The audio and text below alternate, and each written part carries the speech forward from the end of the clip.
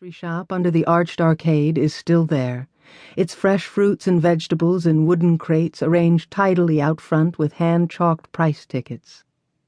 The fountain with the stone drinking trough drizzles lazily, and a couple of dogs lounge in the shade next to the old men in berets, sitting on wooden benches, sticks clutched in their gnarled hands, watching their small world go by.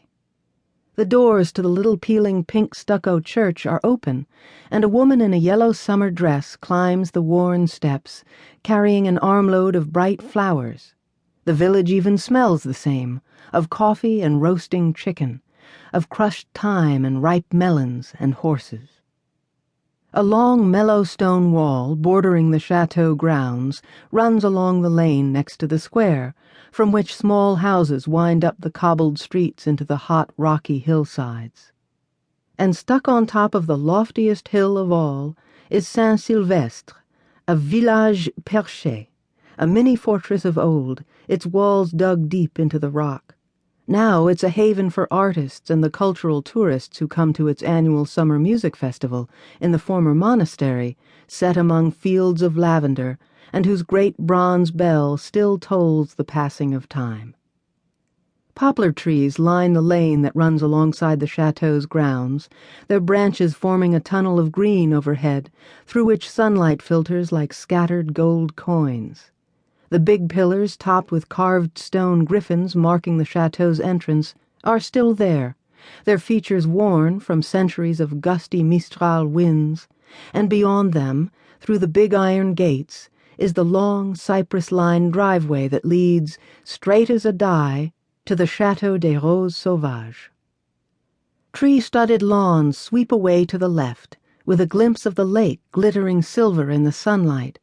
Then the chateau comes into view, soft as an ancient fresco against its background of rocky hills, with the spiked ridges of purple mountains as a backdrop.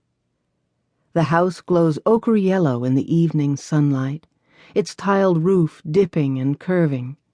Water spills musically from a fountain on the flowery terrace, and chestnut trees cast their welcome shade. Of course, in summer the big doors are always left open to catch the breeze, and also, once upon a time, to welcome visitors.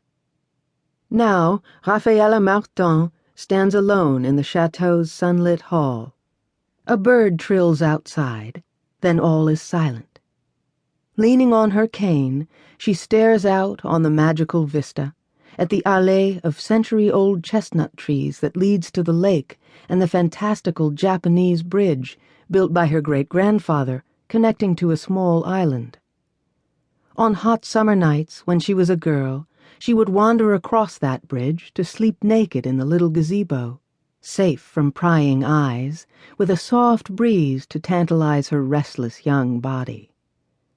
Ah, youth, Raffaella thinks, smiling at the memory, so long ago, when everything seemed possible. It is a hot day, but the faded parquet floor feels cool under her bare feet, for even now she still likes to go barefoot. Her gypsy-ish red skirt swirls around her ankles as she walks, the very same skirt she had worn the day she met the man who became the love of her life, and who most certainly was not her husband. She glances ruefully at herself in the long gilt rococo mirrors spaced along the hall, at the mass of silvery hair pinned into a loose bun, and the lined parchment skin, at the strong nose that even in her youth had given her an arrogant look, and the soft, full mouth that gave lie to it. Only her eyes are the same, heavy-lidded and the blue of the Mediterranean, which is not so many miles away, and where, once upon a time, she had swum every glorious day of summer. Raffaella lives alone at the chateau now, with only Haig, her English butler and dearest friend and companion, to look after her. Haig is a little bantam cock of a man, short with spindly limbs and the thin, deprived face of a poor Cockney boy.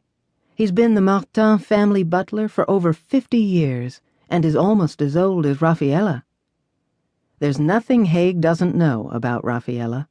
He'd been there when she was young and vital, commanding her small empire, the chateau and its vineyards.